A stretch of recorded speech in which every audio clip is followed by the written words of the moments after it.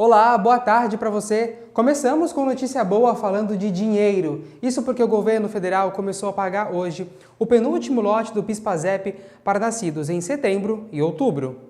O governo federal realiza a partir desta terça-feira o pagamento do penúltimo lote do abono salarial PIS/PASEP 2025 para trabalhadores nascidos em setembro e outubro. De acordo com o Ministério do Trabalho e Emprego, mais de 4 milhões de beneficiários receberão o valor, totalizando mais de 5 bilhões de reais. O último lote será liberado no dia 15 de agosto, contemplando os nascidos em novembro e dezembro. Quem nasceu entre janeiro e agosto já teve o abono liberado, mas pode sacar o valor até o dia 29 de dezembro. O benefício varia de R$ 127 a R$ 1.518, conforme o número de meses trabalhados em 2023, ano base para o pagamento. Tem direito ao abono os trabalhadores que atuaram com carteira assinada por pelo menos 30 dias em 2023 e receberam até 2 salários mínimos mensais. Também precisa estar inscrito no PIS/PASEP há pelo menos 5 anos e ter os dados corretamente informados na Relação Anual de Informações Sociais,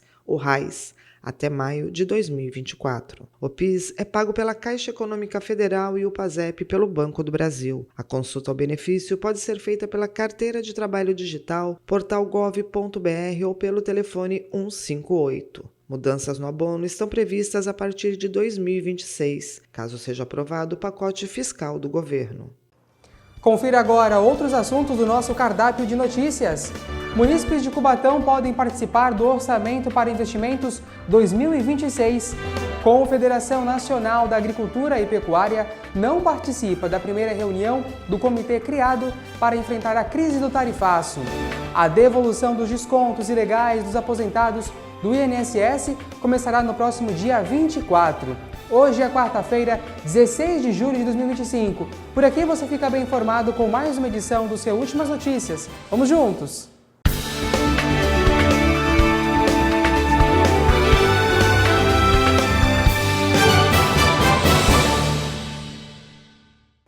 A Confederação Nacional da Agricultura e Pecuária não participa da primeira reunião do comitê criado para enfrentar a crise do tarifaço. O chamado foi feito pelo Palácio do Planalto, em Brasília. Não foi atendido pela Confederação Nacional da Agricultura e Pecuária. A solicitação seria para a primeira reunião do comitê criado para o enfrentamento da crise do tarifaço. A Confederação divulgou uma nota com críticas duras ao governo. O vice-presidente Geraldo Alckmin disse que, por enquanto, o governo federal não vai pedir a prorrogação. Houve uma colocação aqui da questão que o prazo é exíguo e pedindo um prazo maior, mas a ideia do governo não é pedir que o prazo seja estendido, mas é procurar resolver até o dia 31. Então, o governo vai trabalhar para tentar resolver e avançar nesse trabalho nos próximos dias. E todos eles se comprometeram a participar e trabalhar com seus congêneres. Exportam para os Estados Unidos, tem importadores lá, ou vice-versa, importam dos Estados Unidos.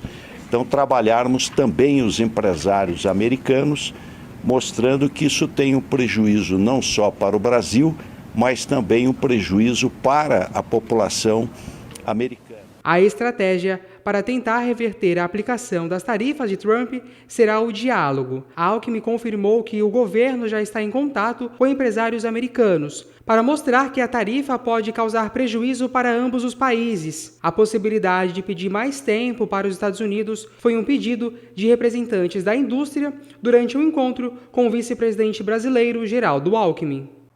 Turma, a devolução daqueles descontos ilegais dos aposentados do INSS começará no próximo dia 24. Até o momento, quase 340 mil pessoas aderiram ao acordo de ressarcimento com o governo federal. Como já falamos por aqui, o pedido pode ser realizado nas agências do Correio ou pelo site ou aplicativo Meu INSS. A primeira rodada de reembolsos começará já no próximo dia 24 e prevê quase 100 mil pessoas que sejam aí ressarcidas por dia em pagamento único.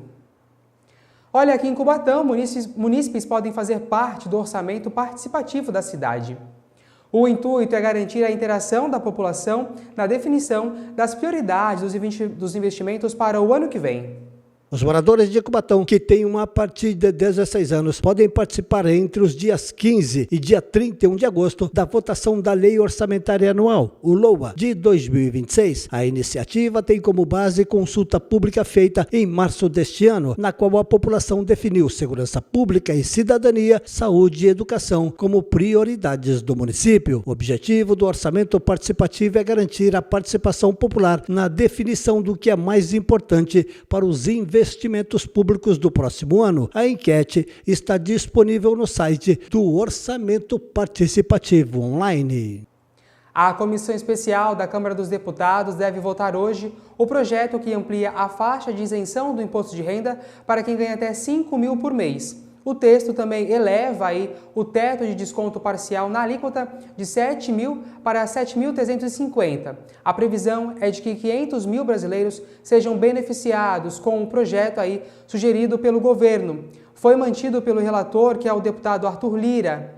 Essa taxa poderá chegar a 10% para quem ganha a partir de 600 mil por ano. E agora, vamos falar de esporte.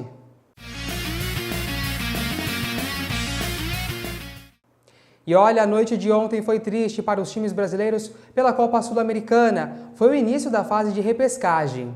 O Vasco jogou contra o Independiente del Valle em Quito, no Equador. O lateral Lucas Piton foi expulso no começo da partida. Com 1 a menos, o Vasco saiu perdendo. Gol do Carabajal. Já no segundo tempo, o time equatoriano ampliou a vantagem com o Mercado. Logo depois, Spinelli fez o terceiro gol do Independiente del Valle. E para fechar, Mercado fez mais um. Resultado final, 4 a 0. Já o Bahia jogou em casa e poupou os titulares e não saiu do 0 a 0 contra o América de Cali, na Colômbia, e vai ter que vencer fora de casa para passar de fase. Um novo empate leva a decisão para os pênaltis.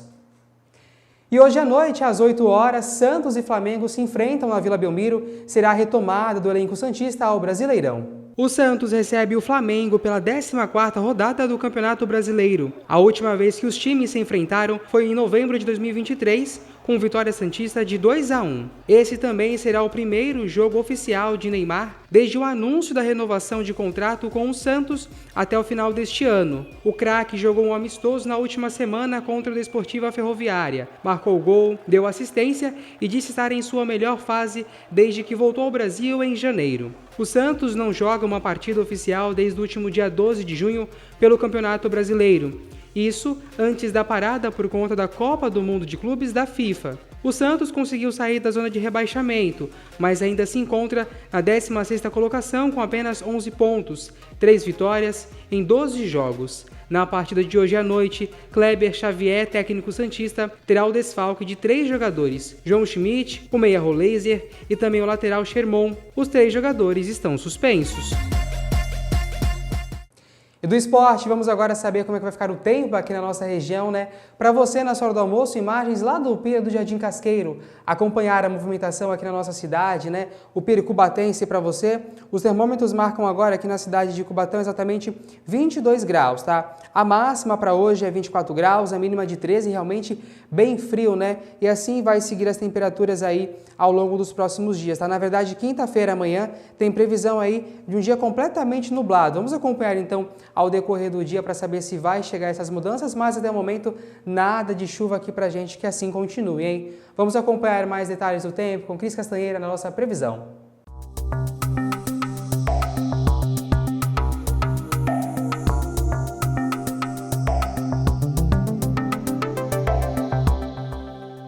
A quinta-feira amanhece com sol entre nuvens e períodos de céu nublado ao longo do dia. As temperaturas têm variação entre 13 e 25 graus. Os ventos permanecem fracos durante todos os períodos e a umidade relativa do ar fica entre 44% e 80%.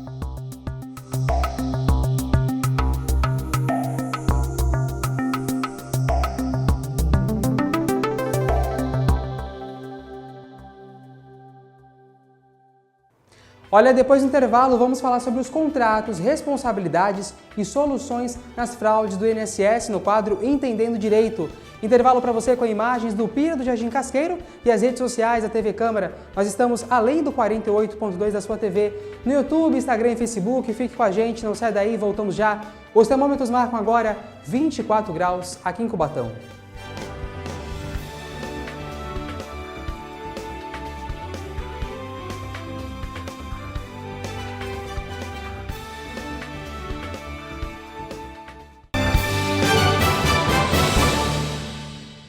Tem 10 minutinhos? A hora de evitar a proliferação dos focos do mosquito é agora. Aproveita que tá esperando o bolo assar para eliminar qualquer água parada. Tem 10 minutinhos esperando o mozão escolher o filme? Aproveita para colocar areia nos pratinhos de plantas. Tem 10 minutinhos para esperar o time entrar em campo. Aproveita para dar uma geral no quintal e relembrar os vizinhos. 10 minutos por semana fazem total diferença para eliminar focos do mosquito e prevenir dengue, zika e chikungunya. Tem 10 minutinhos?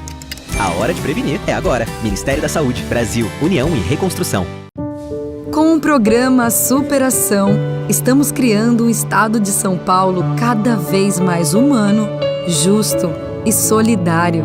Pra superar o medo tem que encarar, pra superar a falta tem que transbordar, pra superar dificuldades, vamos te apoiar.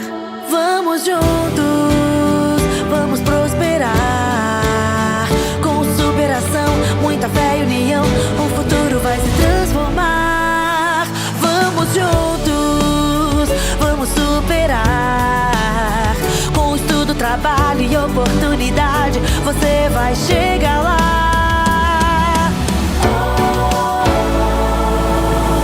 Mesmo quando os desafios parecem gigantes, se andarmos lado a lado vamos superar. Nossa força é feita de coragem para caminhar. Vamos juntos, vamos prosperar. Com superação, muita fé e união, o futuro vai se transformar. Vamos juntos, vamos superar. Com estudo, trabalho e oportunidade, você vai chegar lá. Vamos juntos, vamos superar.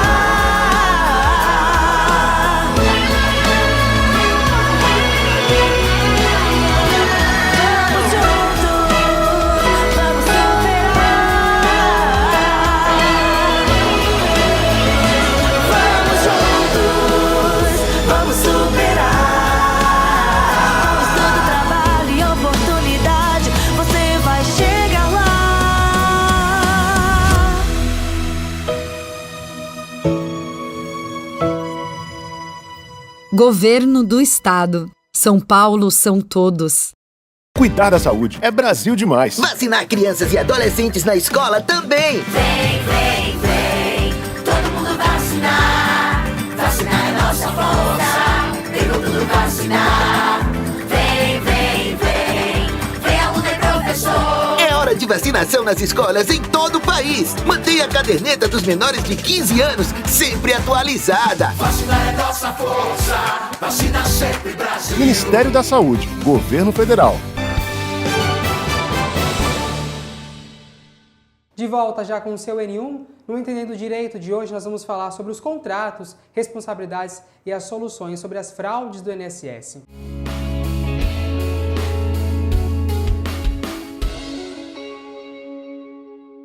Para falar sobre esse assunto, eu recebo mais uma vez o advogado Guilherme Craveiro. Doutor, tudo certo com você? Boa tarde. Mais tranquilo pós-debate? Tudo certo, Jefferson. Prazer estar de volta aqui. Estou tranquilo hoje, Jefferson. Mas é muito bom a gente poder discordar, ainda mais do Felipe, que é uma pessoa muito inteligente. É isso, então. Depois a gente vem aí com outro tema, para mais um debate aqui, para tratar de assuntos para você. Olha, a primeira pergunta que eu faço já sobre esse tema é a ausência, doutor, de consentimentos, nos contratos bancários aí. Ela pode ser considerada um vício de vontade, mesmo sem a assinatura da vítima? Com certeza, Jefferson. A gente tem que entender que o empréstimo bancário, ele pode ocorrer, que ele não deveria ocorrer, mas vem ocorrendo sem o consentimento das vítimas. E como é que a gente pode configurar que isso é algo nulo, vamos dizer assim? O que ocorreu no INSS é que várias pessoas tiveram muitos descontos de valores mínimos e não perceberam no decorrer dos meses.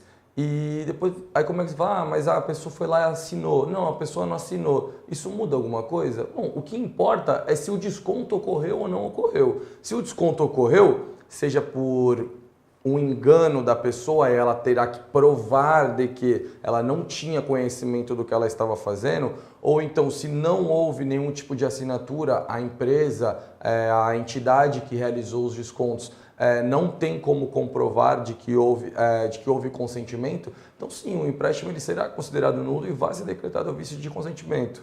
Em quais situações, doutor, que ela se aplica? Se aplica não somente no INSS, em qualquer tipo de contrato bancário que você entenda não ter concordado com os parâmetros colocados pelo banco, porque muito que acontece às vezes, você vai lá fazer um contrato de financiamento, ou um contrato de empréstimo bancário, uma cédula bancária, você chega lá e fala assim, aí no final tá lá, o valor da sua parcela ficou R$180 por mês. E aí você vai ver o que compreende esses R$180 por mês. Tem seguro, não sei o que, tem uma série de outros tipos de garantia que coloca ali que muitas das vezes não são obrigatórias para o consumidor contratá-las. Então você tem que se atentar no que você está contratando. E se depois da sua contratação você ver que não foi o que você pediu, você pode procurar a entidade financeira para que realize a rescisão, né, de fundo do contrato, ou se ela se negar a fazer, você pode buscar um advogado ou alguém da sua confiança para que ela vá lá, entre com uma ação para pedir a rescisão por vício de consentimento. Doutor, ainda nesse assunto do INSS, né, quais são os elementos jurídicos que caracterizam aí um contrato como inválido ou por vício de consentimento? Para você ter um contrato bancário dessa forma, nessa magnitude, Jefferson, você tem que ter a concordância de ambas as partes com o que está sendo pactuado entre elas. O que é isso? Bom, como eu acabei de dizer, a gente tem que ter a assinatura das duas partes, se possível, uma assinatura de duas testemunhas, para que isso forme um título executivo, que aí esse título executivo ele traz uma segurança tanto para o contratante quanto para o contratado. E você tem que ter, dentro do contrato, as cláusulas, não pode haver nenhuma cláusula abusiva. O que é considerado uma cláusula abusiva? A gente não tem uma determinação fixa perante uma cláusula abusiva. Mas dentro, por exemplo, do site do Banco Central, você consegue ter a média das alíquotas que são cobradas em contrato de financiamentos, financiamentos imobiliários, contrato de financiamentos de veículos. Então você pode consultar essa tabela antes de firmar um contrato para entender se o seu contrato tem um juros abusivo ou não. Então, são várias coisas que permeiam esse meio campo em que você deve procurar ter conhecimento para saber se alguém está tentando te passar a perna, se o banco está tentando subtrair ou tomar de você algo que às vezes ele não pode.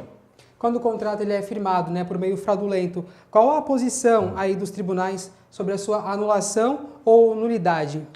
Então, a gente tem, dentro desses processos, a gente chama que quem rege eles é o CDC, né, o Código de Defesa do Consumidor.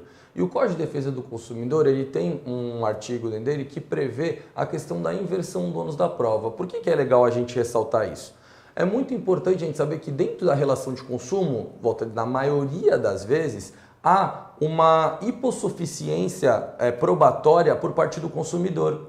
Às vezes é uma pessoa que não tem um conhecimento técnico específico para saber se ela se estão passando a perna dela ou se não estão. Então ela tem que depois, houve algum tipo de fraude, eu não estou feliz com o meu contrato, eu acho que estão passando a perna em mim, eu acho que meu juros está muito alto, eu não contratei esse empréstimo. Então muitas das vezes você pode procurar um advogado, no momento em que ele entrar com esse processo, ele vai pedir a inversão do ônus da prova. E a partir do momento que o juiz defere a inversão do ônus da prova, a gente inverte essa questão, inverte esse jogo. E aí nisso, o banco tem que provar de que você consentiu com aquelas situações. E se o banco não conseguir fazer esse tipo de prova, aquele contrato vai ser decretado nulo. Então, os tribunais, os juízes de primeira instância, se fica comprovada, seja por uma não comprovação por parte da entidade bancária ou por uma comprovação do consumidor, se fica ali certinho comprovado de que não houve consentimento ou de que há alguma cláusula abusiva, aquele contrato, via de regra, ele vai ser considerado nulo e ele será retornado ao status quo, que a gente fala, né? Que vai retornar no momento em que, antes de ocorrer o empréstimo, as partes têm que estar daquela forma. Doutor, o banco ele também pode se eximir da responsabilidade, alegando que ele também foi vítima de fraude? Não. Então, assim, não seria não, né? No direito a gente fala que tudo depende.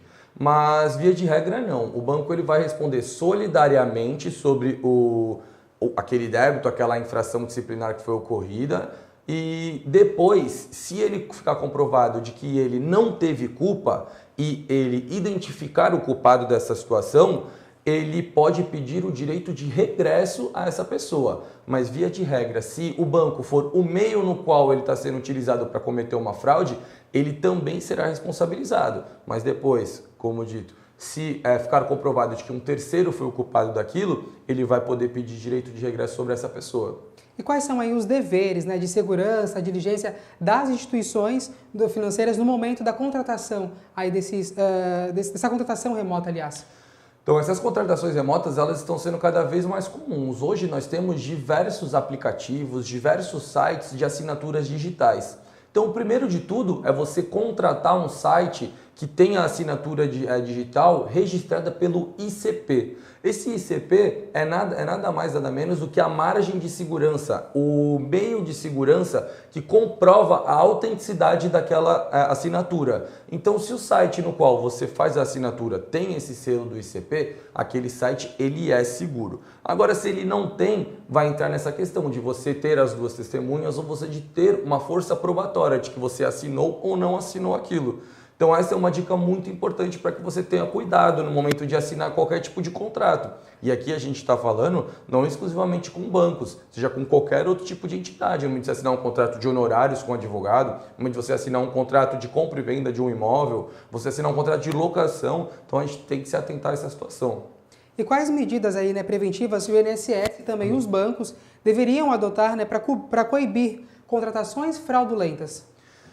Essa é uma situação que a gente vai mais para o lado politizado da situação, né? Porque tudo isso que a gente relatou aqui no programa de hoje deveria ser feito pelo INSS, é uma obrigação do INSS ter esses órgãos de segurança dentro dele.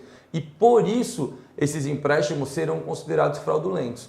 Agora a gente tem que entender, a culpa disso tudo é do INSS ou são dessas entidades que estão ao redor, que usufruíram desses valores? Porque a gente está falando de bilhões de reais, é muito dinheiro que foi subtraído. Então a gente tem que entender de quem realmente é a culpa, porque hoje o que está ocorrendo é que o governo está dando uma sustentação para o INSS para que seja devolvido esse valor a quem foi prejudicado por essa situação.